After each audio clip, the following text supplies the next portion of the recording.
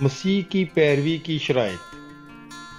مقدس متی کی انجیل، اس کا 8واں باب 18 تا 22 آیات تک۔ جب یسوع نے بہت بڑا ہجوم اپنے چوگرد دیکھا تو پار چلنے کا حکم دیا، اور ایک فقی نے پاس آ کر اس سے کہا، اے استاد، جہاں کہیں تو جائے گا میں تیرے پیچھے چلوں گا۔